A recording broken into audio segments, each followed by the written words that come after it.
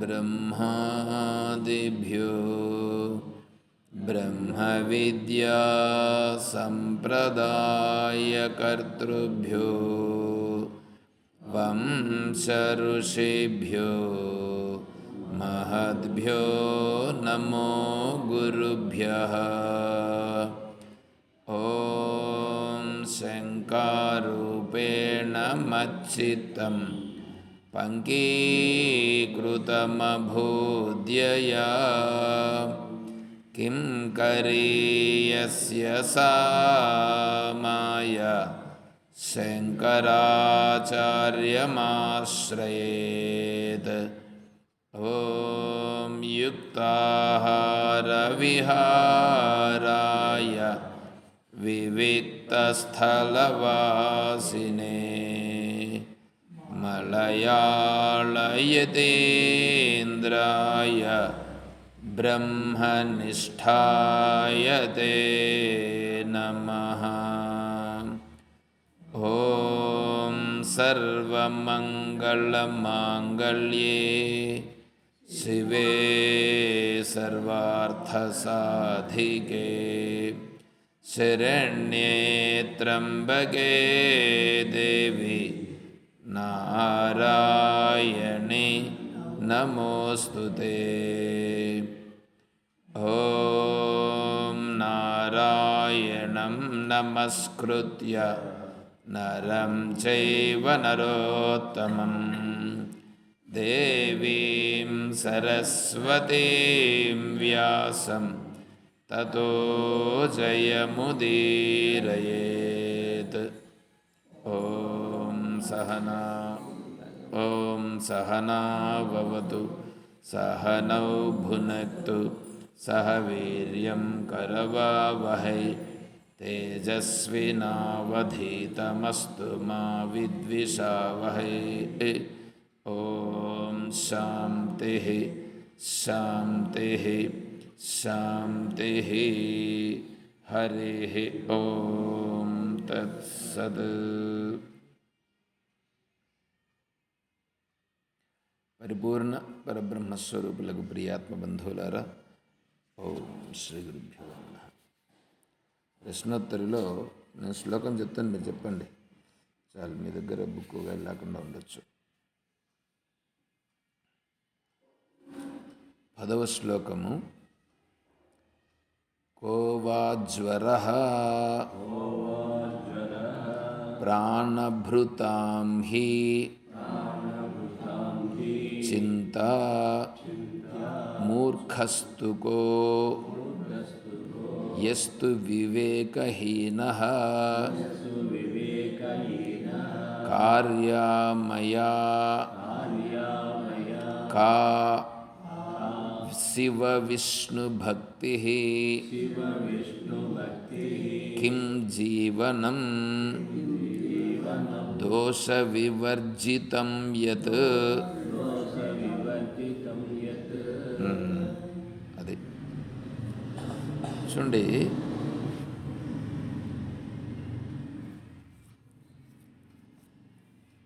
కార్యమయ కార్యమయ ఏం చేయాల జీవితంలో? ఏం చేయాల జీవితంలో? ఏం చేయాలంటే శివ విష్ణు భక్తి కలిగి ఉండాలి. శివ విష్ణు భక్తి. శివ విష్ణు భక్తి అన్నప్పుడు శివుడని విష్ణువని వీళ్ళు వేరువేరుగా చూస్తున్నారు.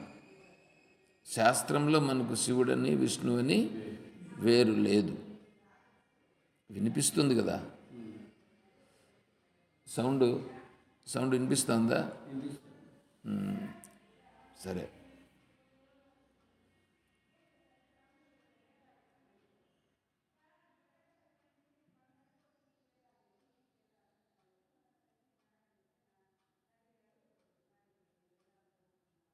ఈ శివ విష్ణు భక్తి అన్నప్పుడు శివుడెవరు, విష్ణు ఎవరు అని అంటే, శాస్త్రంలో మనకేం చేసిందంటే,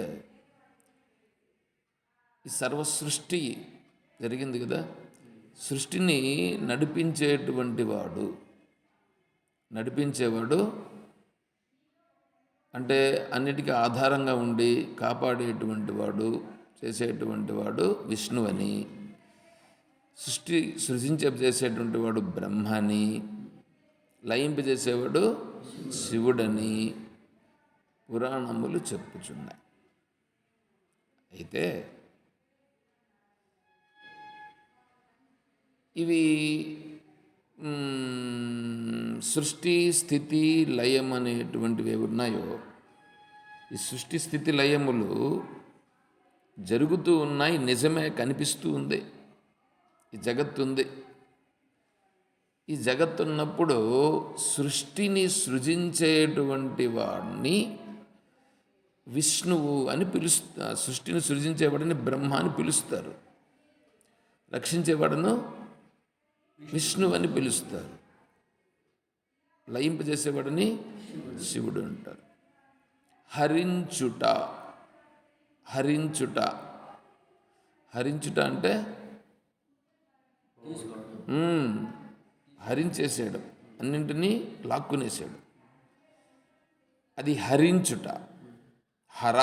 హరతి. హర అంటే హరించువాడు. తర్వాత సృజించుట, సృష్టిని సృజించుట, ఫోకస్ చేయుట, వెదజల్లుట. దీన్ని ఇప్పుడు ఇక్కడ దాన్ని ఏమంటారంటే వికృతి అంటారు. వికృతి. అందుకని విరించి అని అన్నారా? విరించి అంటే బ్రహ్మకే పేరు. అంటే దీన్నంతా ఇట్లా వికృతంగా చేస్తాడు. వికృతంగా చేసేదాన్ని విరించి.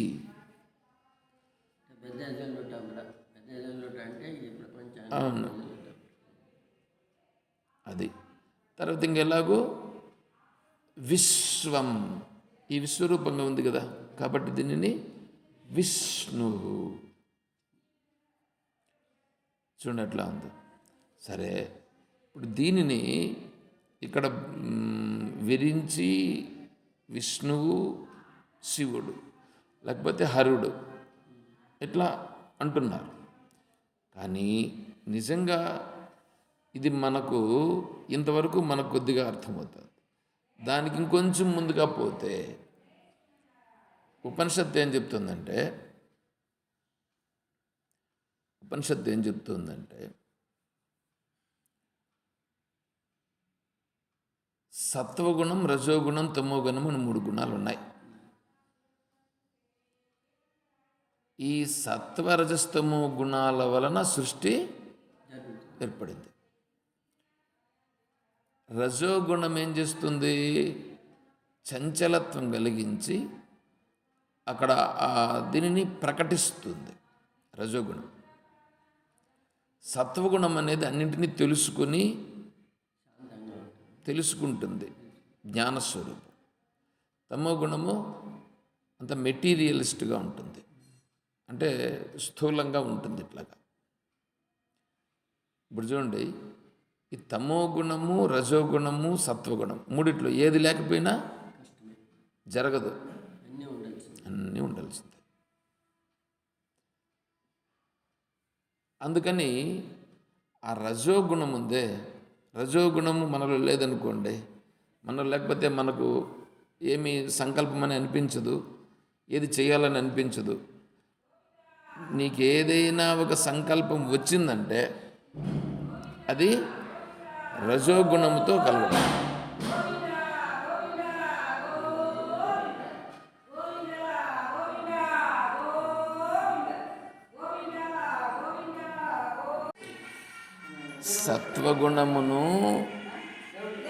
సత్వగుణము, రజోగుణము, తమో గుణము 3 ఉన్నాయి. అమ్మగారు ఇది ఆపేయండి.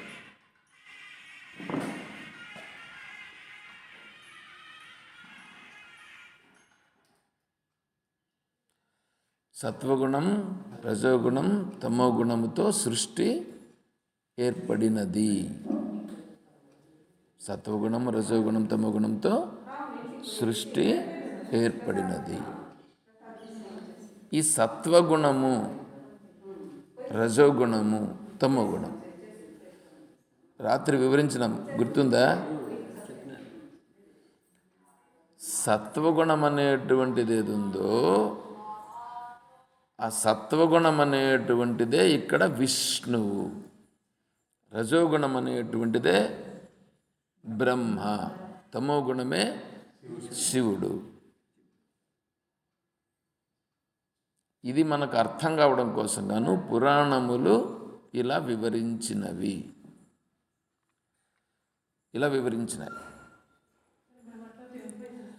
ఇప్పుడు సత్వగుణం ఉంటుంది, రజోగుణం ఉంటుంది, తమోగుణం ఉంటుంది. నువ్వు సత్వగుణంలో ఉన్నావంటే ఇప్పుడు ఎక్కడున్నట్లు లెక్క? విష్ణు దగ్గర ఉన్నట్లు. రజోగుణంలో ఉంటే బ్రహ్మ దగ్గర, తమోగుణంలో ఉంటే శివుని దగ్గర.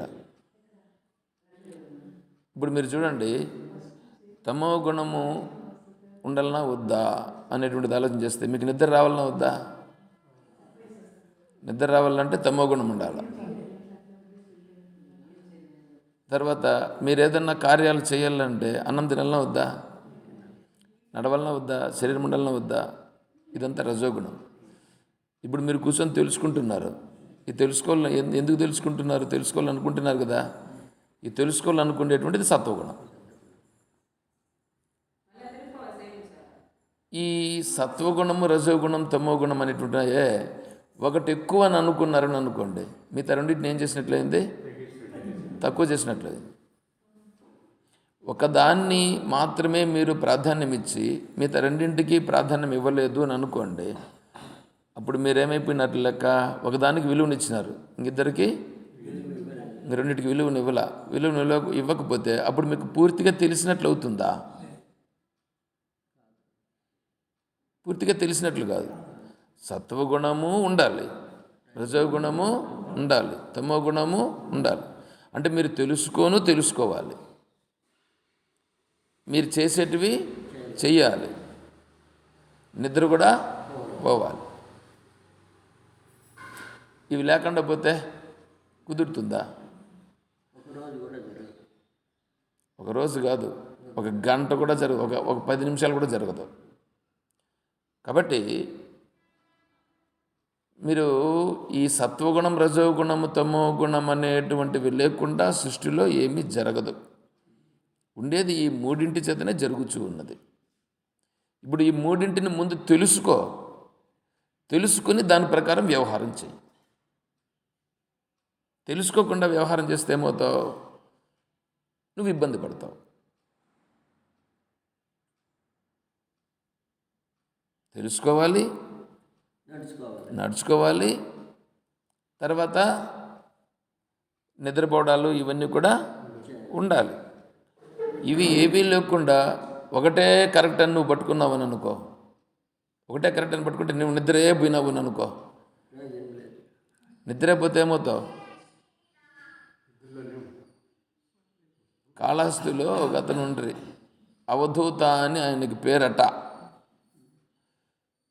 ఆయన ఏం తెలుసా, రోడ్డు పక్కలో ఒక చిన్న ఇది వేసుకున్నాడు, ఒక 4 గుడిసెలు కాదు, 4 టెంకాయ పట్టలు పైన వేసి దాన్ని ఇది పెట్టి దాంట్లో ఎప్పుడు పడుకొని ఉంటాడు. ఆయన ఎప్పుడు పడుకొని ఉంటుంది. ఏమంటే ఆయన అవధూత అంట. ఇదేం అవధూత? ఎక్కడ ఉపనిషత్తులు ఎక్కడ లేదు. ఇట్లా అట్లా చేస్తే తప్పుగా. లాస్ట్లో లారీ ఎక్కి తొక్కిపోయి చచ్చిపోయినాడు ఆయన. ఇట్లాంటి వాళ్ళు మూర్ఖులని అనరా? తర్వాత ఎప్పుడూ కర్మే చేసుకుంటూ ఉండేది. కర్మే చేసుకుంటాడు ఎంతసేపు, కర్మే చేసుకుంటూ ఉండవు అనుకో. ఇది ఎందుకు కర్మ చేస్తున్నావు, దేనికోసం చేస్తున్నావు అని తెలుసుకొని చేయాలన్నా తెలియకుండా చేయాలన్నా? తెలుసుకొని చేస్తే దానికి వాల్యూ ఉంటుంది. ఏమీ తెలుసుకోకుండా చేస్తే కర్మ వలన అట్లా తెలుసుకోకుండా చేసేది పశువులు వాటికి ఏం తెలుసు? వాటికి బండికి కట్టేస్తే బండిని ఈడ్చుకొని పోతాయి, అంతేనా? గానికి కట్టేస్తే గానికి తిరుగుతూ ఉంటుంది. కాబట్టి అదేమైంది ఇప్పుడు, అది కర్మ అంతే ఉంటుంది. అప్పుడు దాన్ని ఏమంటారంటే పశువు అని అంటారు. దాన్ని తెలుసుకునేదని అనుకో, ఎంతసేపు తెలుసుకుంటా ఉన్నావు అని అనుకో, తెలుసుకుంటానే ఎంతసేపు ఉంటే మిగతా రెండు ఉండవనుకో. నువ్వు తెలుసుకుంటానే ఉంటే నువ్వు అన్నం ఆకలి కదా, నువ్వు తినద్దా? ఇవన్నీ ఎట్లా జరుగుతాయి అంటే దేనికి ఎంత ఎంత ప్రాధాన్యం ఇవ్వాలనో అంత ప్రాధాన్యం ఇవ్వాల. ఈ ప్రాధాన్యమును గుర్తించకుండానే ఇది గొప్ప అది గొప్ప అని మాట్లాడతారు చూడండి, వాళ్ళు తెలియకుండా మాట్లాడుతున్నారు. వాళ్ళు మాట్లాడేదంతా తెలియకుండా మాట్లాడతారు. అంటే ఇప్పుడు ఏంటి, తెలుసుకోవాలా, దాని ప్రకారం వ్యవహారం చేయాలా, దాని ప్రకారంగానే నిద్రపోవడం, ఇవన్నీ కూడా ఉండాలి. అర్థమవుతుందా? గుడ్డిగా వ్యవహారం చేస్తే బాగుండదు. ఒకటి. సరే, ఇప్పుడు ప్రపంచంలో అన్నింటికీ ప్రాధాన్యం ఉండినా ఫస్ట్ ప్రాధాన్యం దేనికి?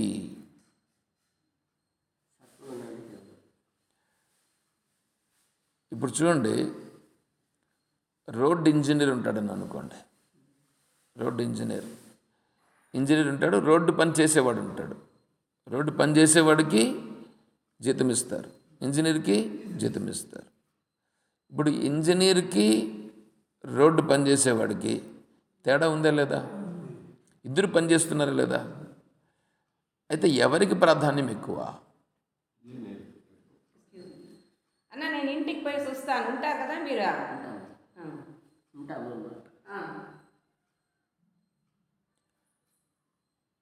దేనికి ప్రాధాన్యం ఎక్కువ? ఇంజనీర్కి ప్రాధాన్యం ఎక్కువ. పని చేసేవాడికి తక్కువ. పూర్తిగా లేదని కాదు, ఉంది. కానీ ఇంజనీర్ను అనుసరించి పని చేసేవాడు చేస్తాడు. వాళ్ళకి ఇచ్చే శాలరీ కూడా ఇంజనీర్కి ఎక్కువ ఉంటుంది, పని చేసేవాడికి తక్కువ ఉంటుంది. పైగా పని చేసేవాడు శారీరకంగా పనిచేస్తాడు, ఇంజనీరు బుద్ధితో పనిచేస్తాడు. బుద్ధితో పనిచేసేది అక్కడ ఉంటుంది, ఇక్కడ శారీరకంగా పనిచేయడం ఉంటుంది. ఎవరు? రోడ్డు పని చేసేటప్పుడు. అప్పుడు బుద్ధితో పనిచేసేదానికి ప్రాధాన్యం ఎక్కువ, శరీరంతో చేసేదానికి ప్రాధాన్యం తక్కువ. అవునా? ఇప్పుడు మీరు చెప్పండి, బుద్ధితో పని చేయాలన్నా శరీరంతో పని చేయాలన్నా?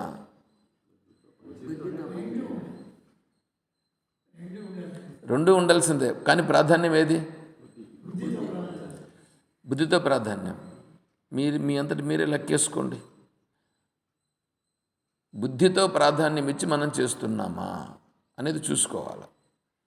ఏది చెయ్యొద్దని చెప్పట్లేదు. వైకుంఠ ఏకాదశి వచ్చింది. వైకుంఠ ఏకాదశి ఎందుకు వచ్చింది? పండగలు వచ్చినాయి, పండగలు వస్తాయి కదా. పండగలు ఎందుకు వస్తాయి అని అనుకుంటున్నారు మీరు?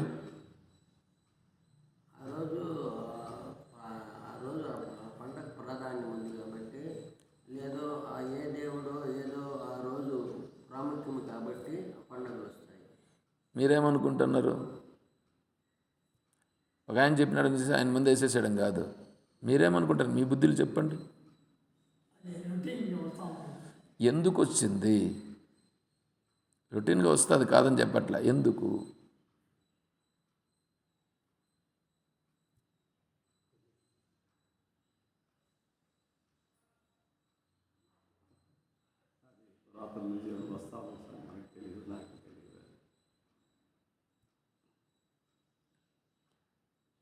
పండగలు అనేటువంటివి ఎందుకు వస్తాయంటే, ఇప్పుడు అందరూ రోజు దేవుని దగ్గరికి పోతారా? అందరూ దేవుని దగ్గరికి పోతారా? అందరూ పోరు దేవుని దగ్గరికి రోజు. కొంతమంది పోతారు, కొంతమంది పోలేరు. కొంతమంది మాత్రమే పోతారు, కొంతమంది పోలేరు.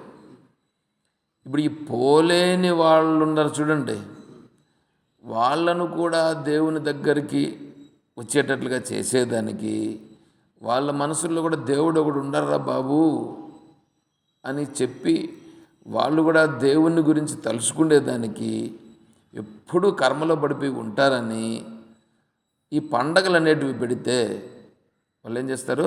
ఆ పండగల రోజైనా దేవుణ్ణి తలుచుకుంటారు, దేవుని దగ్గరికి వస్తారు. లేకపోతే ఏడొస్తారు? వస్తారా? ఎప్పుడూ పనిలో మునిగిపోయి ఉంటారు. ఎప్పుడు పనిలో మునిగిపోయి ఉన్నారు కాబట్టి దేవుని దగ్గరికి వచ్చేది రాలేరు వాళ్ళు. అదే పండగలు పెడితే ఆ రోజు పని ఇచ్చి పెడతారు కదా, వస్తారు. అందుకని పండగలు పెట్టారు ఒకటి. రెండవది, ప్రతిరోజు మామూలుగా ఏం చేస్తారంటే వాళ్ళు తినే ఆహార పదార్థాలు మామూలుగా ఏదో తినుకుంటూ ఉంటారు. సంగటి, గొజ్జు, రసము ఇట్లాంటివి తింటూ ఉంటారు, చట్నీలు ఇట్లాంటివి తింటూ ఉంటారు. కానీ పండగ రోజు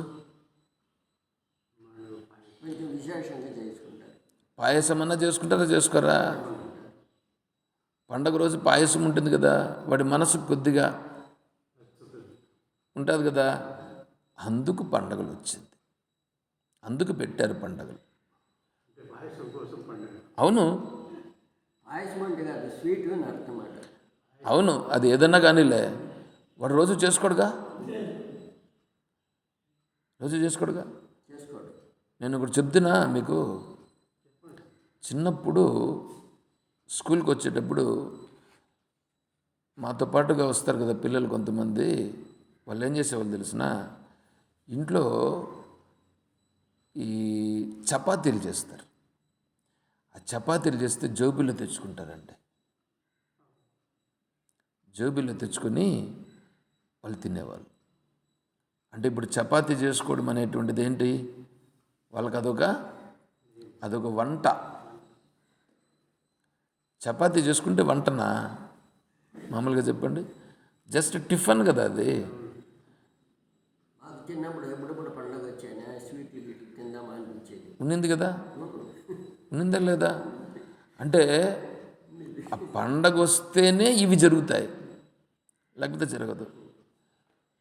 తర్వాత ఈ ఈ చపాతీలు కూడా, పూరీలు కూడా, పూరి కూడా ఏం చేసేవాళ్ళు అంటే గట్టిగా ఎట్లుగా చేసేవాళ్ళు. మెత్తగా ఎట్లుగా చేసేది ఉంటాయి, గట్టిగా ఎట్లా. ఆ గట్టిగా చేసే వాటిని ఎత్తుకునేది నములుకుంటా, అది కరుం అని అంటది. అంటే ఇవి చేస్తే, ఇవి తింటే వాళ్ళకి అదొక తృప్తి, అదొక ఆనందం. పిల్లలకు కూడా ఏదో చేసినారు ఏదో అనేటువంటిది ఉంటుంది అక్కడ. తర్వాత ఈ అత్తరాసులు, ఇవి ఖజ్జాలు అంటారు చూడండి, ఇవంతా కూడా పండగలప్పుడు ఎప్పుడో ఒకసారి చేస్తారు. మామూలుగా చేస్తారా? ఎప్పుడో చేస్తారు. అప్పుడు ఇవన్నీ చూడండి, ఇట్లా తినాలనంటే ఏదో ఒక పండగను ఉద్దేశంగా పెట్టుకొని అందరూ చేసుకుంటారు. అంటే ఏదో ఒకటి చేసుకుంటున్నారు కదా, అందుకు పండగ. అర్థమైందా ఇప్పుడు మీకు ఎందుకు వస్తుంది అనేది? ఊరికే గొర్రెల మాదిరి మనం వ్యవహారం చేస్తే ప్రయోజనం ఉండదు. తెలుసుకోవాలి, తెలుసుకుని దాని ప్రకారం ఉండాలి. నెక్స్ట్ అంటే ఆ పండగల రోజైనా దేవుని దగ్గరికి వెళ్తాడు. ఇంకొకటి, ఇంకొంతమంది గుడికి రాకూడదు, దేవుణ్ణి కూడా దర్శించుకోకూడదు. అంటే దేవునికి ఇచ్చేటువంటి ఇవన్నీ ఉన్నాయే, వాళ్ళకి ఇచ్చేటువంటి అవి కూడా ఇచ్చే ఇది కూడా కొంతమందికి ఉండదు. అట్లాంటి వాళ్ళు అంటే ఇప్పుడంటే కొద్దిగా పర్లేదు కానీ బ్రాహ్మణ క్షత్రియ వైశ్య శూద్రులని ఉన్నారు కదా, ఈ శూద్రులుగా ఉండేటువంటి వాళ్ళు దేవస్థానానికి వచ్చేటువంటి వాళ్ళు కాదు. దానికే నియమం ఏంటంటే ఆ గర్భగుడిని, ఆ గర్భగుడికి తర్వాత ఇంకొక ఆవరణని, దాని తర్వాత ఇంకొక ఆవరణని, 3 ఆవరణలు ఉంటాయి. దాని తర్వాత ఇట్లా 7 సప్తద్వారాలు ఉన్నాయి కదా, ఆ లాస్ట్ ద్వారం దగ్గర కొంతమంది ఉండాల్సి వస్తుంది. కొంతమంది ఎవరైతే గుడిలోకి రాకూడదని కొంతమందిని పెట్టున్నారో, వీళ్ళు కొంతమంది నియమం చేసి కొంతమందిని గుడిలోకి రాకూడదని పెట్టారు. ఇప్పుడు ఆయన నందనార్ కథ తెలుసా? నందనారు శివాలయానికి వెళ్ళి శివుని దర్శించుకోవాలంటే నువ్వు లోపలికి రాకూడదు. ఎక్కడిది? తమిళనాడులో ఏదో ఊరది, చాలా ఫేమస్ అది. ఉడుపులో కూడా ఇట్లే జరిగింది కదా స్వామి. చెప్పండి. ఉడుపులో భక్తుల్ని గుళ్ళోకి రావద్దంటారు. చెప్పండి. మ్యూట్ తీసి చెప్పల్లా.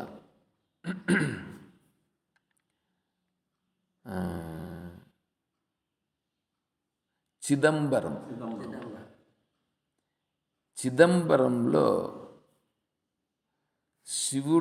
శివునికి ఎదురుగా నంది ఉండాలి కదా, నంది ఉండదు. చూసినారా మీరు?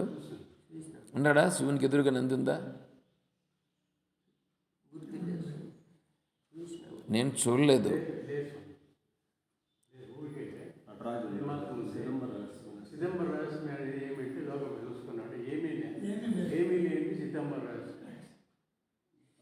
శివుడు ఉంటాడు, ఆ ముందర వచ్చేసి నందీశ్వరుడు ఉంటాడు చూడండి, జరుగుంటుంది, స్ట్రైట్గా ఉండదు. ఎందుకంటే ఈ నందనార్ అనే అతను వస్తే నువ్వు లోపలికి రాకూడదని నిషిద్ధం అని చెప్పి రాకుండా బయట పెట్టేశారు. ఆయన చూడకూడదని కూడా నిషిద్ధం చేశారు.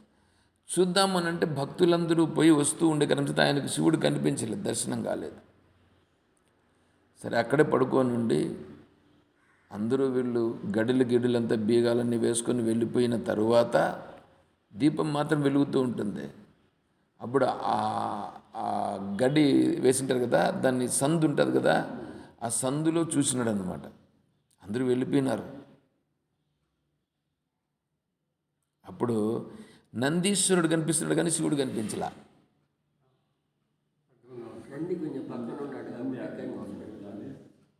శివుడు కనిపించలేదు, నంది ఈశ్వరుడు అడ్డంగా ఉంటాడు. నందనార్ అయితే వస్తాడు, జనాలు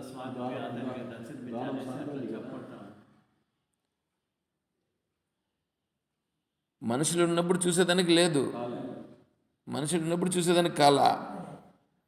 సరే మనుషులంతా వెళ్ళిపోయినారు.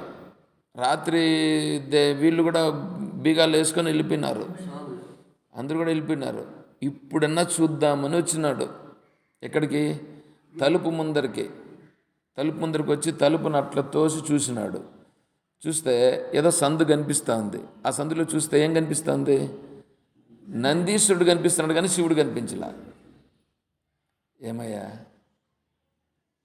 నీకు కూడా నా మీద కనికరం లేదా? ఈ మనుషులకు వీళ్ళకంటే వాళ్ళ భావాలు ఉన్నాయని అనుకోవచ్చు, నీకు కూడా నా మీద కనికరం లేదా? ఆ శివుని నేను చూడకూడదా? కొంచెం జరగప్ప అట్లా ఆ శివుని నేను చూస్తాను అని ప్రార్థించాడట. అప్పుడు నందీశ్వరుడు కొద్దిగా జరిగాడట. అందుకని అప్పుడు ఆయన శివుని చూసి తన్మయత్వంతో పడిపోయినాడు. అది చిదంబరంలో ఉన్నటువంటి స్థితి. సరేనా? ఇట్లాంటి వాళ్ళు చూడకూడదని ఉంటారు చూడు. ఇట్లాంటి వాళ్ళ కొరకు ఊరి మెరవని స్వామిని మెరవని చేస్తారు. అందరూ చూడొచ్చు. అందరికీ దర్శనం ఇస్తాడు, అందరికీ అనుగ్రహం ఇస్తాడు అని ఇది పురాణం. చూడండి ఎట్లా ఉంది ఇప్పుడు ఇది మామూలుగా భగవంతుని గురించి ఇట్లా ఉండేటప్పుడు ఇది విషయం. కానీ నిజంగా చూస్తే మీకు ఇంకొకటి చూడండి, భగవద్గీతను మీరు అందరూ చదవచ్చును అని ఏమన్నా ఉండిందా మీరు చిన్నప్పుడు? తెలుసా మీకు? భగవద్గీతని మీరు అందరూ పట్టుకోకూడదు, ఎవరు పట్టుకోకూడదు. ఓం అన్నామని అనుకోండి, చెవులో సీసం కరిగించి పోసేవాళ్ళు. ఈ బ్రాహ్మణులు అంటే ఈ సామాన్యులు అని అనుకుంటున్నారా? బ్రాహ్మణులంత మూర్ఖులు, అంత వెధవలు. ఓం అని అంటే పట్టుకోరావన్నీ. ఎట్లా అంటాడు వీడు? చెవిలో సీసం పోయి పోసేవాళ్ళు. సీసం కరిగించి పోస్తే ఎట్లా ఎంత ఇబ్బంది ఉంటుంది. వాళ్ళు వచ్చి ముస్లింలు వచ్చేమో జుట్టు పన్ను వేసినారు, జుట్టు కత్తిరించుకున్నట్లు చేసినారు. వీళ్ళే హిందువులుగా ఉండేటువంటి వాళ్ళు, ఈ బ్రాహ్మణులే వీళ్ళని ఈ విధంగా చేసి భగవతత్వాన్ని తెలియకుండా చేశారు. ఎంత అరాచకం చూడండి ఇదంతా. తర్వాత ఈ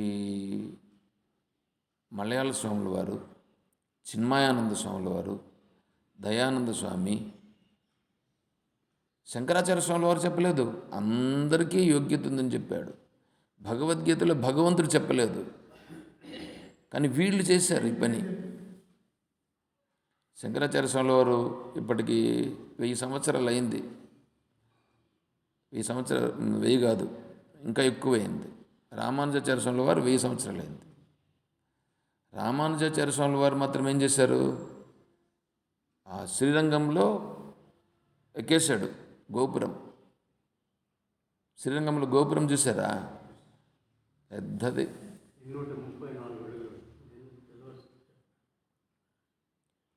అంత ఎత్తెక్కి అక్కడి నుంచి చెప్పినాడు. ఏంటి, అందరూ పిలుస్తున్నాను రండి, మీరందరూ తెలుసుకోండి అని చెప్పినాడు. వాళ్ళు ఏమన్నా ఇక్కడ ఏమైనా భేదభావాన్ని చూపించినారా? వాళ్ళు భేదభావాన్ని చూపించలా, వీళ్ళు భేదభావాన్ని చూపించినారు. భేదభావాన్ని చూపించి చేశారు.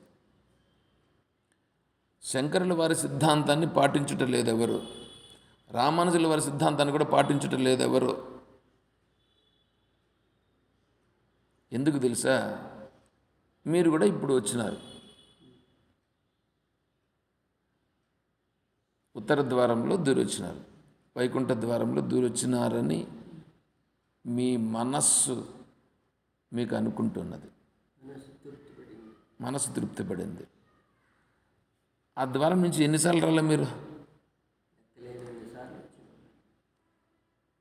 వచ్చారుగా.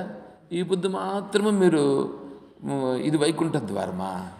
ప్రత్యేకంగా అలంకారం అంతా చేసినారు దేవుని. అలంకారం చేస్తే అది వైకుంఠ ద్వారం అయిపోతుందా? వైకుంఠ ద్వారం అని చెప్పినారు, ప్రాముఖ్యం ఇచ్చినారు అలంకారం చేసి, కాబట్టి ఇదే వైకుంఠ. అదే చెప్తా ఉండేది, నీకు ఆ భావన కలిగించుట కొరకు. ఇంతసేపు ఏం చెప్పింది? దేవుని దగ్గరికి ఎప్పుడు రానటువంటి వాళ్ళు కొంతమంది ఉంటారే, అట్లాంటి వాళ్ళ కోసము వాడికి ఒక భావన కలిగించుట ఒకటి. దాని అంతరార్థం కూడా ఉందిగా. అంతరార్థం ఏమిటి? ఉత్తర ద్వారం. ఉత్తరం అంటే ఏమి? ఉత్తర, ఉత్ తర మార్గము, ఉత్కృష్టమైన మార్గమును వెతుకునాయన. ఉత్కృష్టమైన మార్గమును వెతకవయ్యానంటే నువ్వు దాని కింద దూరం వచ్చేస్తే నీకేమన్నా మోక్షం వచ్చేస్తుందా? 10 సార్లు దూరు, పొద్దున్న నుంచి సాయంకాలం వరకు దూరు, ఈరోజంతా దూరు, మోక్షం వస్తుందేమో చెప్పు. రేపు పొద్దున్నే వస్తాను నేను. పోనీ నీకు ఏమి తేడా వచ్చిందో నాకు చెప్పు.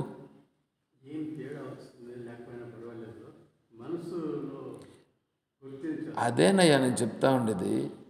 నీ మనస్తృప్తి కోసం ఒకటి నువ్వు అనుకుంటున్నావు, ఒకటి దాన్ని తెలుసుకోవాలన్నా వద్దా? ఎందుకోసం చేస్తున్నామని తెలుసుకోవాలన్నా వద్దా? తెలుసుకొని చెయ్యి, తెలుసుకొని చెయ్యి. తెలుసుకోకుండా చేస్తే ఏమంటారు దాన్ని?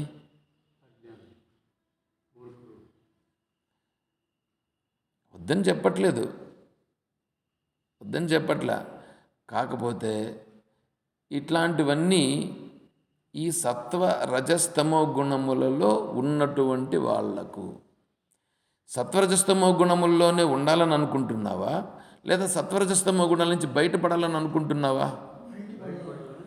మరి బయటపడాలని అనుకుంటే దాని గురించి ఎట్లా బయటపడతావు కూడా తెలుసుకోవాలిగా.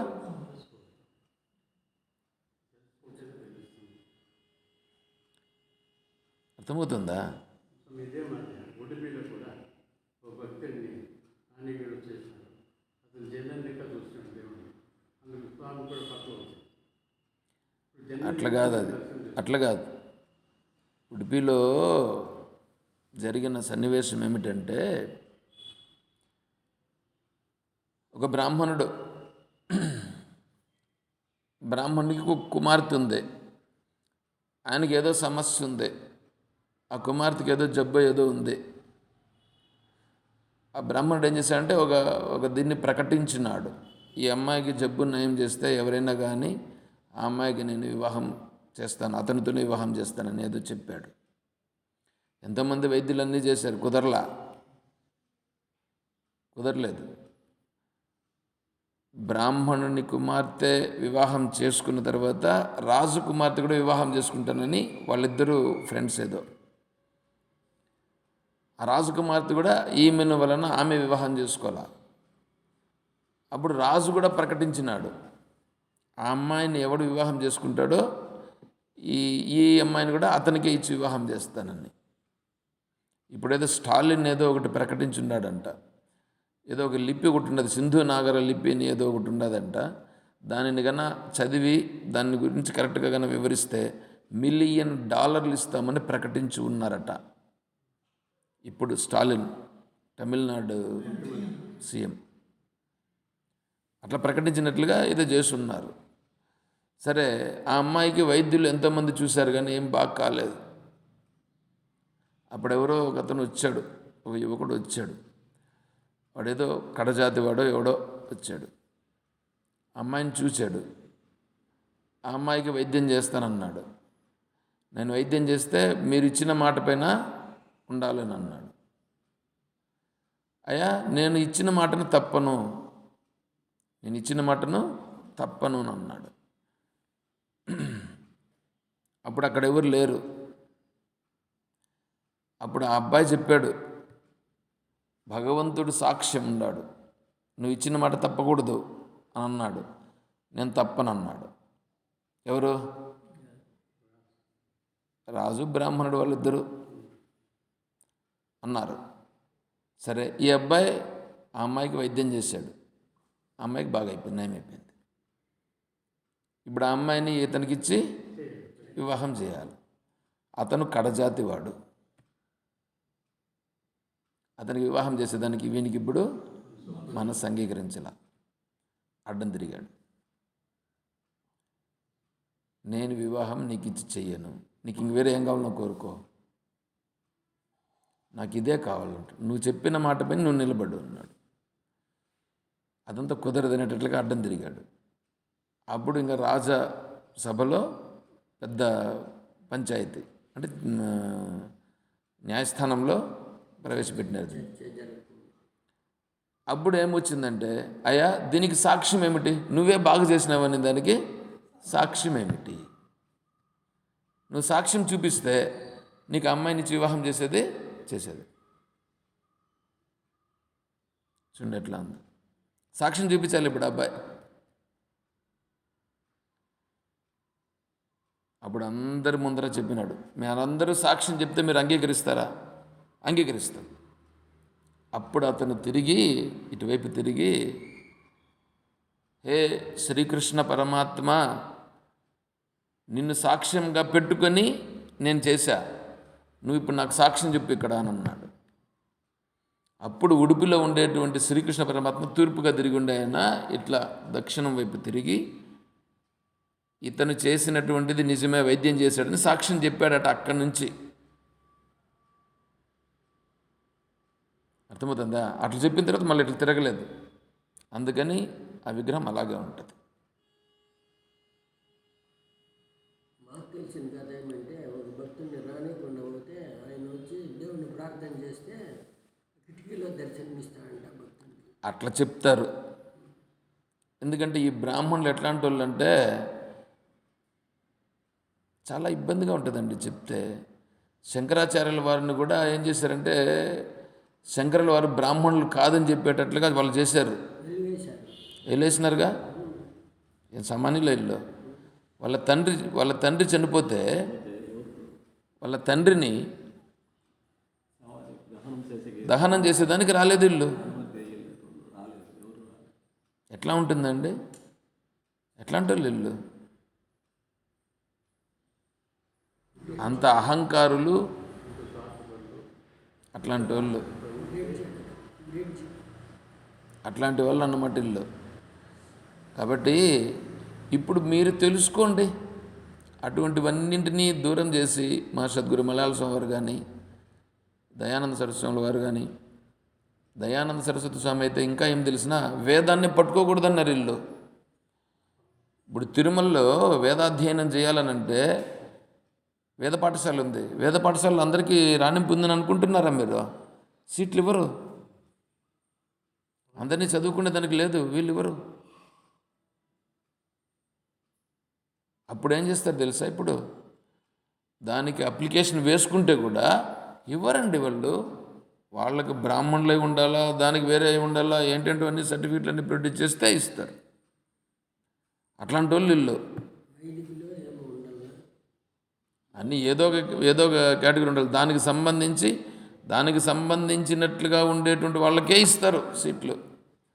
అంటే మిగతా వాళ్ళు అంత పనికిరాని వాళ్ళ చెప్పండి?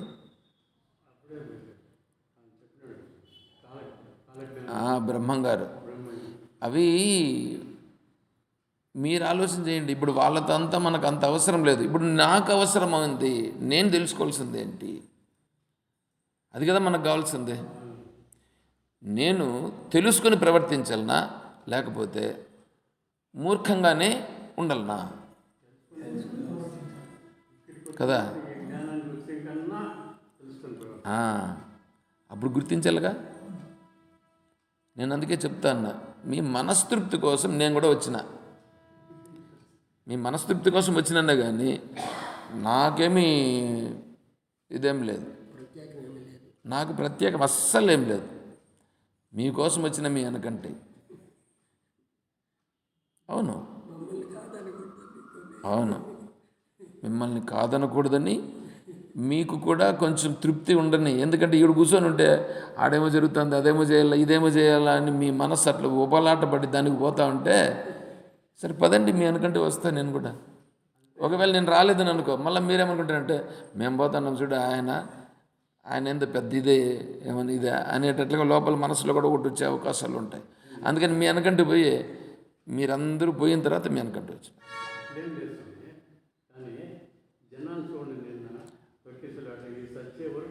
నాకు తెలియదు.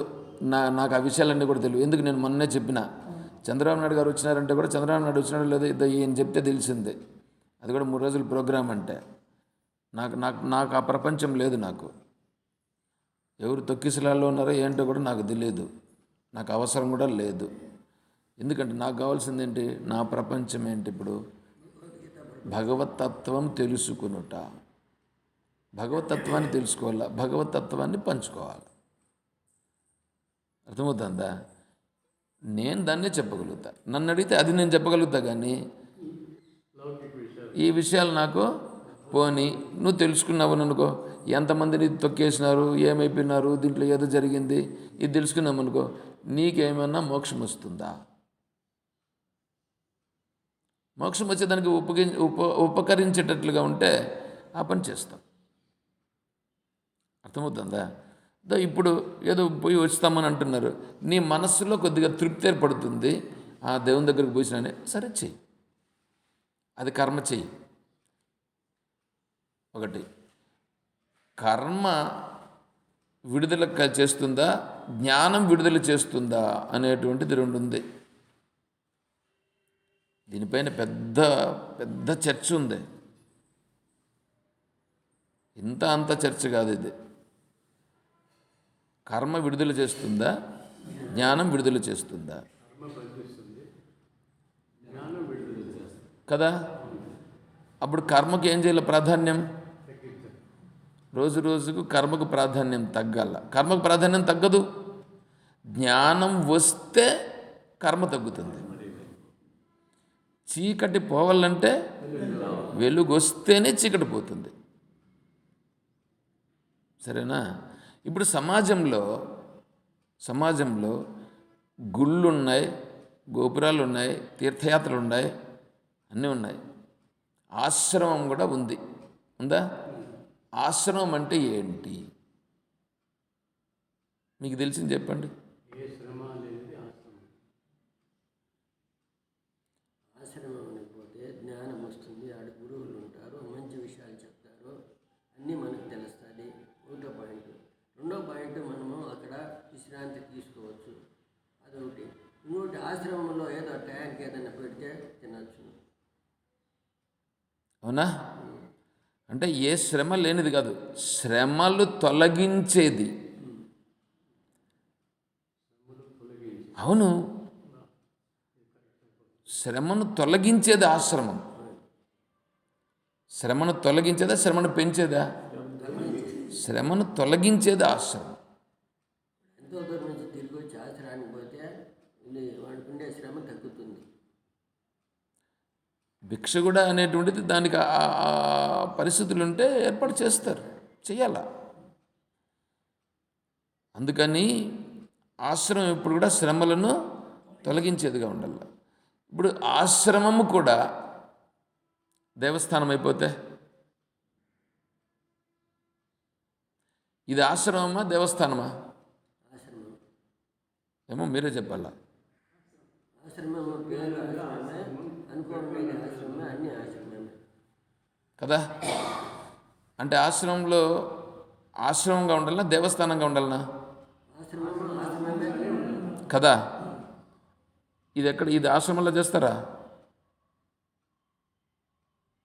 నేను అడగకూడదు, కానీ మిమ్మల్ని ప్రశ్నించేదానికోసమని, ఆలోచింపజేసేదానికి కానీ చెప్తున్నా. ఉండు, కొద్దిసేపు ఉండు. ఆశ్రమంలో చేయాల్సింది ఏంటంటే ఇది. ఆశ్రమంలో చేసేది ఇది. స్వామి ఉన్నాడు, చేయండి, పూజ చేయండి. ఇది చేయడం, ఇది ఎక్కడ చేస్తారు? అవునా? బాగా ఆలోచన చేసుకోండి.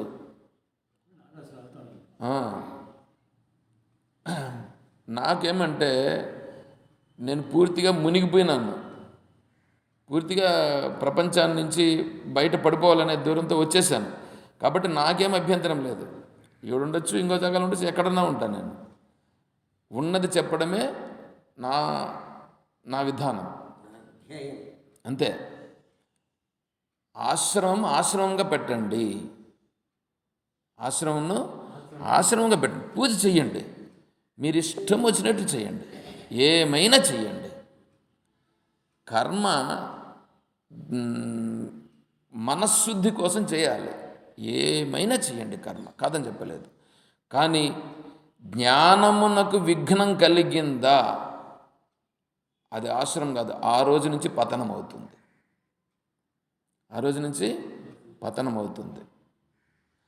ఇక్కడ మహాత్ములు ఉన్నటువంటి కారణం చేతనే వాళ్ళ యొక్క సంకల్పము, వాళ్ళ యొక్క భావాలు అవన్నీ ఉన్న కారణం చేతనే ఈ స్థానం ఇంత స్థితికి వచ్చిందని నా భావన.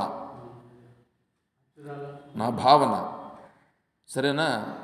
దీంట్లో కర్మ అనేటువంటిది జ్ఞానమును అనుసరించే ఉండాలి. ఎప్పుడు కూడా కర్మ ఉండకూడదని చెప్పట్లేదు, జ్ఞానమును అనుసరించి ఉండాలి. ఇంజనీర్ని అనుసరించే రోడ్డు పని చేసేవాడు ఉంటాడు. అర్థమవుతుందా? ఇంజనీర్ని అనుసరించే రోడ్డు పని అంటే బుద్ధిని అనుసరించి చేసే పని ఉంటుంది. చేసే పనిని అనుసరించి ఇంజనీర్ ఉండడు. అర్థం చేసుకోండి. నుంచి బట్టి ఇంజనీర్ లేదు, ఇంజనీర్ నుంచి పనివాడు ఉంటాడు. అట్లాగే నువ్వు మోక్షమును పొందుట అంటే మోక్షం పొందుట అంటే ఎందుకు తెలుసుకో.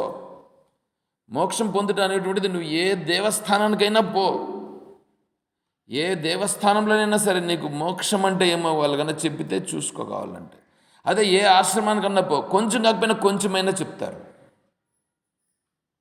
అది ఆశ్రమం.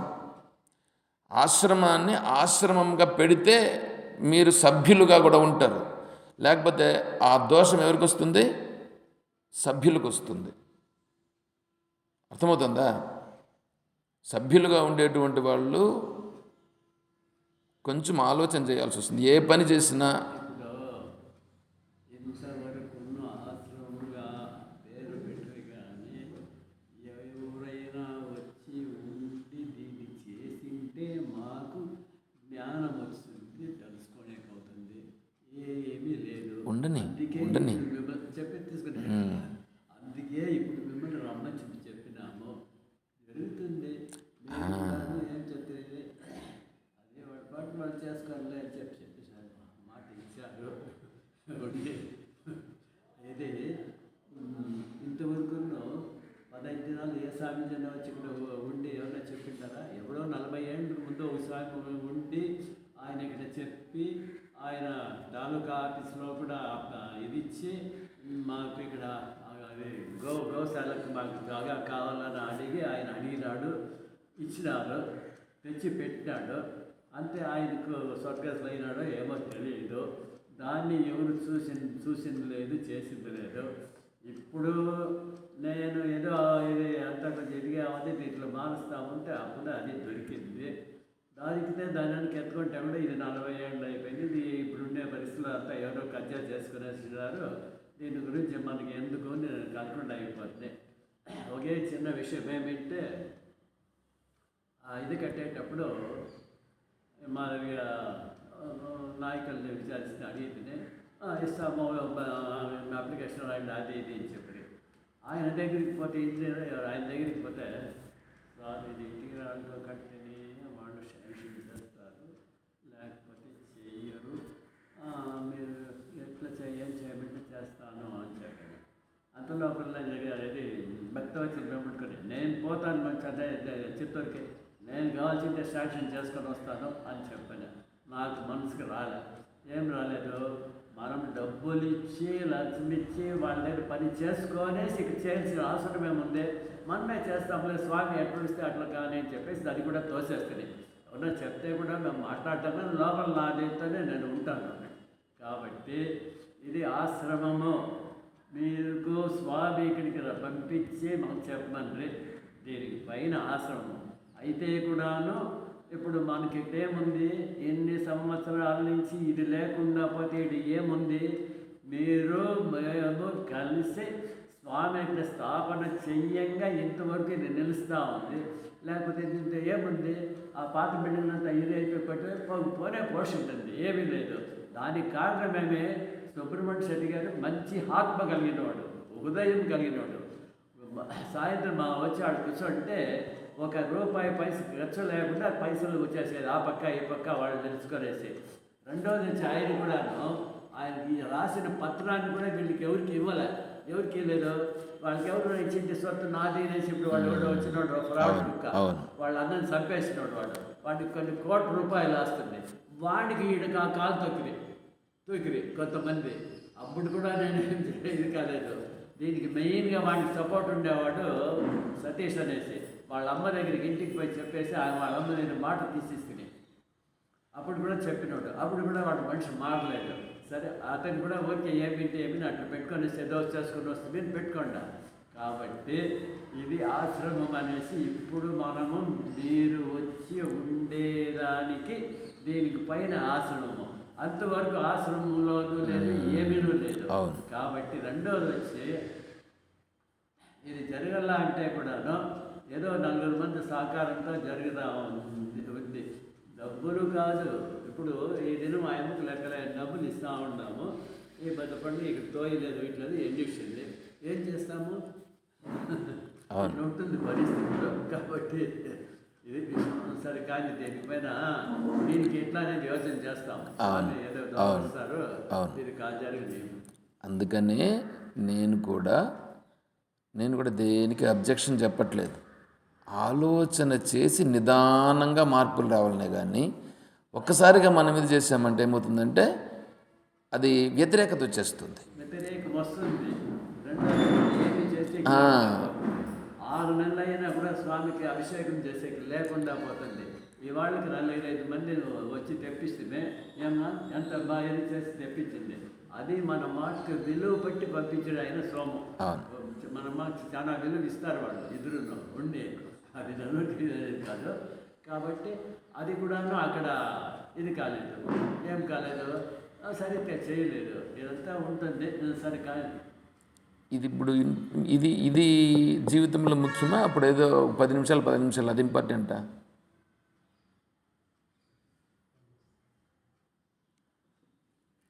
మీ అంతటి మీరే ఆలోచన చేయలేరా? ఇప్పుడు నేను అడిగిన తర్వాత నువ్వు ఇప్పుడు వారికే మీ కుమారునికే వస్తానులే అని చెప్తే ఇప్పుడు అడ్జస్ట్ అయిపోయిందా లేదా? అది నువ్వే చెప్పచ్చుగా. అది నువ్వే చెప్తే జ్ఞానమునకు విలువని ఇచ్చిన వాడు అవుతావు. నీకే ఉండాలి, అది నీకే ఉండాలి. అర్థమవుతుందా? మనం చేస్తూ ఉండే పని ఏం చేసుకుంటున్నాం ఇక్కడ? మనమేం పనికిరాని మాటలు మాట్లాడుకోలేదు కదా. కాబట్టి ఆలోచన చెయ్యి. అర్థమవుతుందా? అందుకే నేను కర్మను గురించి జ్ఞానమును గురించి చెప్పుకొని వస్తున్నాను. జరుగుతాండే విషయాలు చూసుకోండి మీరే. అంటే మనం ఏదో తెలుసుకోవాలని లేదు, తెలుసుకోవాలని ఉంటే ఆలోచన చేస్తాం. నా బలంతంతో మీరు చేయొద్దండి అట్లాగా. అర్థమవుతుందా? దానికి ఒకటి ఏంది, ఒక సామెత ఏమిటి? పడుకోబెట్టి పంగనామాలు పెడితే దాసరికాడు ఎట్లవుతాడు? వానంతటి వాడే పెట్టుకోవాలి. మిమ్మల్ని ఆలోచింపజేసేటట్లుగా చెప్తున్నాను కానీ నేను వేరేం కాదు. ఎందుకంటే ఇంతవరకు మనం ఇది వచ్చింది, జరిగింది, దీన్ని ఇంకా అంటే మనం కూడా ఇంతవరకు ఎట్లా ఉన్నాం, ఇప్పుడు ఇంత ఉన్నాం, ఇంకా మన లక్ష్యం ఏంటి అనేది కూడా చూసుకోవాలి కదా.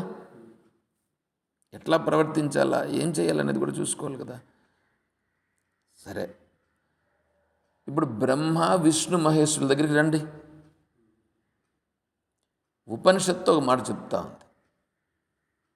ఉపనిషత్తు చెప్పే మాట చెప్తాను, వినండి. ఉపనిషత్తుని మీరు నమ్ముతారా? రక్షకో విష్ణురితి బ్రహ్మా సృష్టేస్తు కారణం సంహారే రుద్ర ఇత్యేషు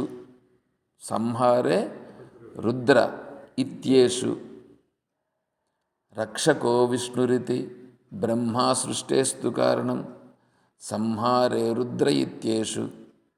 ఇంతవరకు ఓకేనా? ఈ సర్వము మిథ్యా,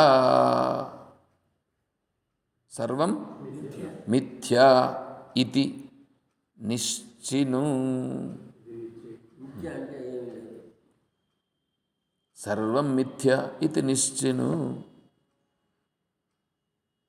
ఇప్పుడు మీరు చెప్పండి. ఇప్పుడు మీరు వైకుంఠ ద్వారంలో దూరొచ్చినారు. వైకుంఠ ద్వారంలో దూరం రావడం ఏమైంది? మిథ్య అయిందా? మిథ్య అవుతుందా? సత్యం అవుతుందా? మిథ్య అవుతుంది. అయితే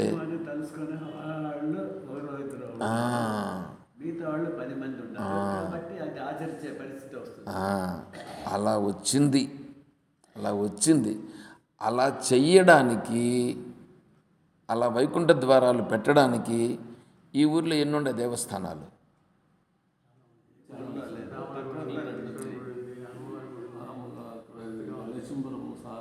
ఉన్నాయి కదా. ఆశ్రమాలు ఎన్నుంటాయి ఇక్కడ? కదా.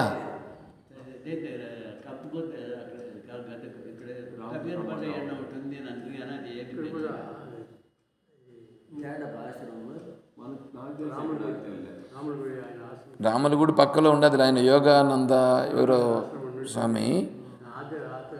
ఆదరించే వాళ్ళే లేదు. అవును, ఎక్కడ స్వాములు ఎవరు లేదా? ఏం అంత అర్జెంటా? ఏమి 5 నిమిషాలు పంపిస్తా, 5 నిమిషాలు.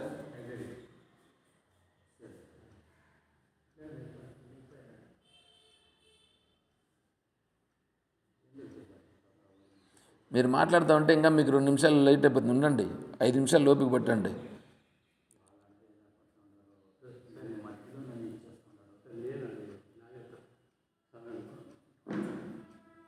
ఐదు నిమిషాలు కూడా ఉండలేరు.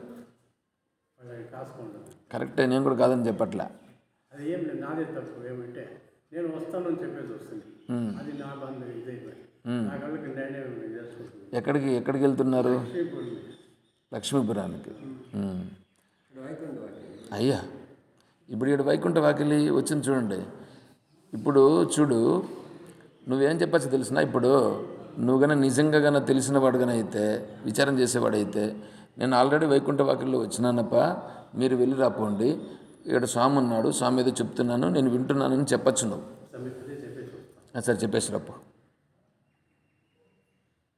చెప్పేసిరా. ఆలోచన చేయండి మీరు.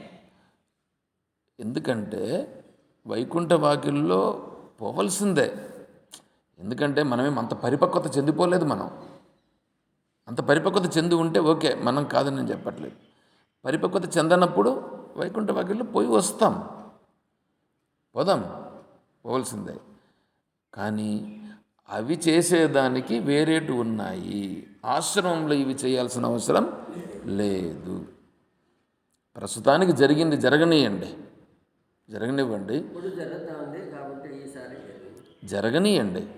కానీ ఒకవేళ మీరు పెట్టిన దీనికి విఘ్నం కలగకుండా పెట్టుకోండి. అర్థమవుతుందా? నేను చెప్తా ఉండేది, దీనికి విఘ్నం కలగకూడదు. మీరు పూజలు చేయండి, అది కూడా పెట్టుకోండి. విచారణకు విఘ్నం కలగకూడదు. ఎవరైనా వచ్చినారని అనుకోండి, కూర్చోమని చెప్పండి. వాళ్ళకేం మనం ఇబ్బంది కలిగించట్లేదుగా, చేసుకోమని చెప్పండి. ఎప్పుడు ఏం విఘ్నం జరగకుండా జరుగుతూ ఉంది స్వామికి. విచారణ అనేది ఇప్పుడే జరుగుతూ ఉండేది, మీరు వచ్చిన తర్వాత. అందుకే నేను మీకు చెప్తుండేది.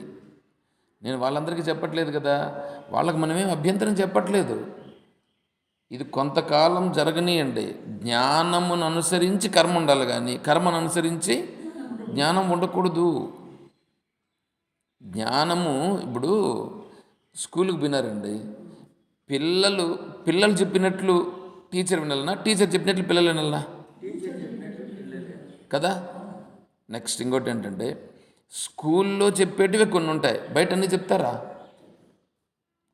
స్కూల్లో చెప్పే అంశాలు ఉంటాయి, అందుకనే వాళ్లకు జీతం కూడా ఇస్తుండేది.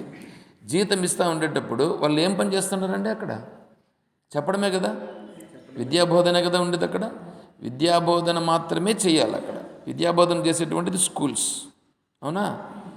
అక్కడ చేసేది విద్యాబోధన, ఇక్కడ చేసేది జ్ఞాన విచారణ. ఆశ్రమం అంటే జ్ఞాన విచారణ ఉండాలి. జ్ఞాన విచారణ, ఇక్కడ కర్మ ఉంది కాబట్టి జ్ఞాన విచారణ ఎంటర్ అవుతా ఉంది. ఇప్పుడు జ్ఞాన విచారణ ఎంటర్ అవుతా ఉంది, అవునా కదా? జ్ఞాన విచారణ ఎంటర్ అవుతుంది కాబట్టి కర్మను విడిచిపెట్టేయద్దు. కర్మ పెట్టుకో, జ్ఞానమును విడిచిపెట్టద్దు.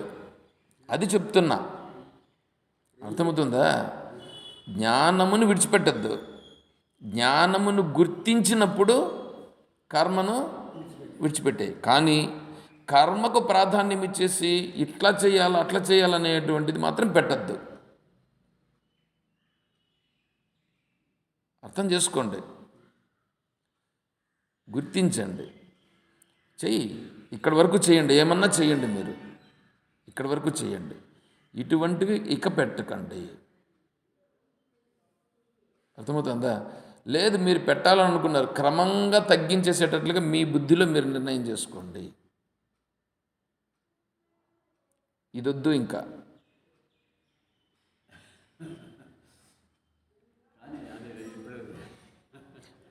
నేను ఇంకా చెప్పను. నేను మీకు కథ చెప్పాలనుకున్నాను. వారిని పిలిచి నేను కూర్చొని పెట్టుకొని చెప్పాలని అనుకున్నా. ఎప్పుడు చెప్పాలని అనుకున్నానంటే చెప్తానేనండి. నేను ఆల్రెడీ డిసైడ్ చేసుకున్నా. అందుకనే ఆమెను కూడా అడిగింది ఏమని, ఇప్పుడు పారాయణం చేసుకునే దానికి ఏమిటి, మీకేమన్నా ప్రాబ్లమా అని అడిగింది.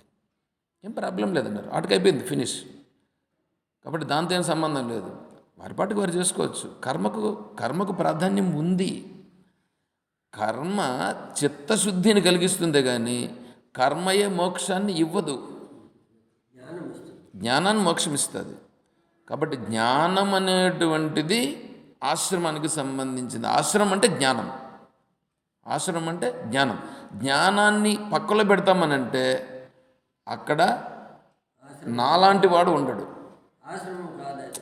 అక్కడ నాలాంటి వాడు ఉండడు. అర్థమవుతుంది? మిగతా స్వామీజీలు ఉండొచ్చు, నాలాంటి వాడు నేను ఉండాలనంటే జ్ఞాన ప్రాధాన్యం ఉన్న ప్రదేశంలో మాత్రమే ఉంటాను నేను. అర్థమవుతుందా? నిదానంగా చేయండి. మీ బుద్ధిలో ఆ భావన కలిగించుట మాత్రమే నా ఉద్దేశం. దాన్ని నిదానంగా తొలగించుకునే ప్రయత్నం చేయండి. ఇది తొలగించమని నేను చెప్పట్లేదు, ఇది తొలగించకూడదు. ఎందుకంటే ఇది ఉండాలి, మిగతాటివి బయట వచ్చేటి వద్దు. ఖచ్చితంగా అది ప్రాధాన్యం ఉంటుంది. దానికి ప్రాధాన్యం ఎంత ఉండాలో అంత ఉంటుంది. కానీ వేరే జాగాల్లో ఉండేటువంటి దాన్ని తీసుకొచ్చి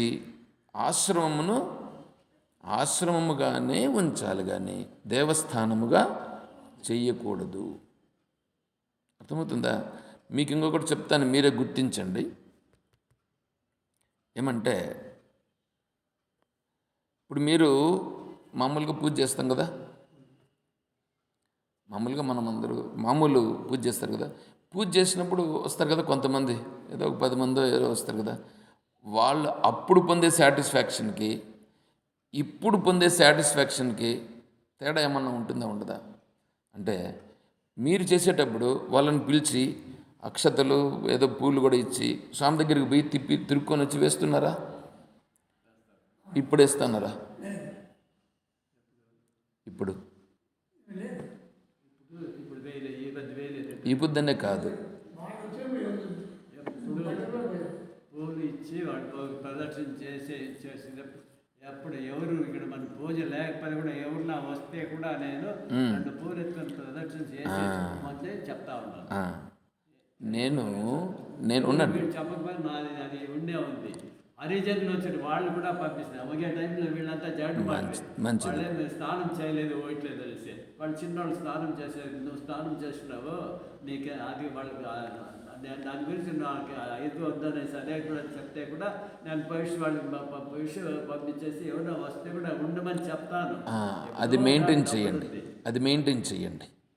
రోజు వచ్చిన వాళ్ళంతా కూడా ప్రదక్షిణం చేస్తూ లేచి ప్రదక్షిణ. ఇప్పుడు కారణం దీనికి తక్కువ అనేది ఏమిటంటే మేము ఈ దీంతో ఉంటుంది కానీ ఏది గమనించుకోలేదు, ఇది కూడా తెలుసుకోలేదు. రాత్రి ఆయమ్మ వచ్చి చెప్పగానే తెలిసింది. అప్పటికప్పుడే మామూలు అనేది ఇదే చేసింది. లేకపోతే ముందరే చెప్పింటాం, జనాలకంతా చెప్పింటాము. ప్రసాదం ఇచ్చే వాళ్ళకంతా కూడా మామూలుగా ఫోన్ చేసి చెప్తాం, ఈ మాదిరి పలాన్ని రాండి అనేసి. ఏమీ లేదు. రాత్రి ఆయమ్మ వచ్చి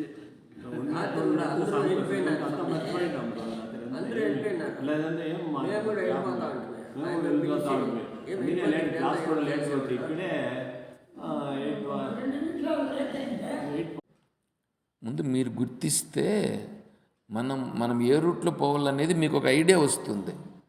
ఆ ఐడియా రావడం కోసం నేను చెప్పాను. ఇక్కడ వెంటనే మీరేం దీన్ని తోసేస్తే పోయేది కాదు. ఇది అంత సులభంగా కూడా తోసేసేదానికి కూడా లేదు. దేన్ని పెట్టుకోవాలా, దేన్ని తొలగించాలా, దేనికి ఎంత ప్రాధాన్యం ఇవ్వాలనేది స్లోగా రావాలి రిజల్ట్.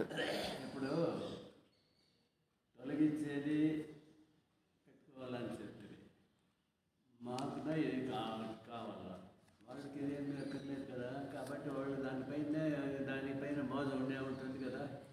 అందుకని చేసుకొనిలే వాళ్ళు, అది వాళ్ళు చేసుకొనిలే. చేసుకునేటప్పుడు ఏమంటే వాళ్ళకి చెప్పండి, మా విచారణకు ఇబ్బంది కలగకుండా మీరు చేసుకోండి, చెయ్యండి. పెట్టింది వాళ్ళని ఇచ్చిన రాత్రి ఐడియా కూడా లేదు. వాళ్ళు ఏదో కోర్స్ చేసి నేను దేవుని తెచ్చినాను పెట్టాల, మీరంతా వెళ్ళిపోతే ఎట్లా ఉండి ఏదో తలా పని చేస్తే కదా అయితే నా ఒకదానికి ఏమి అక్కడ లేదంటే మా ఇంటికి ఎత్తుకొని నేను పెట్టుకుంటాను అని మాట్లాడే రాత్రి. అట్లని మాట్లాడాడు. సరే చేసే పని ఏం చేయాలో చేసి నేను అందుకే నిన్న క్లాస్ జరిగేటప్పుడు అడిగాను కదా, నేను అదేమన్నా ఉంటే కన్నా అడిగి ఉంటే నేను కూడా దాంట్లో నేను పార్టిసిపేట్ చేస్తుంటే నేను కూడా దాంట్లో నా భావాన్ని కూడా నేను కూడా చెప్పిండేవాడిని.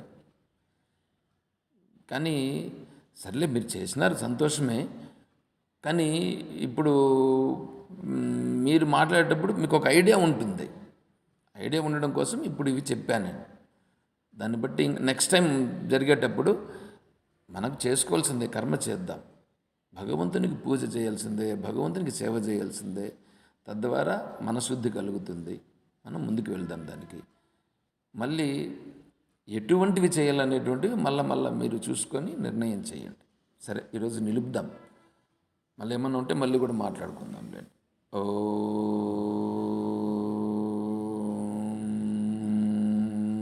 తత్సత్. ఓం సర్వం శ్రీ సద్గురుచరణారవిందార్పణమస్తు. ఓం జై బోలో శ్రీకృష్ణ పరమాత్మకి, జై బోలో గీతా మాతాకి, జై బోలో భక్త మండలికి. హర నమః పార్వతీపతయే. జై సీతారాం.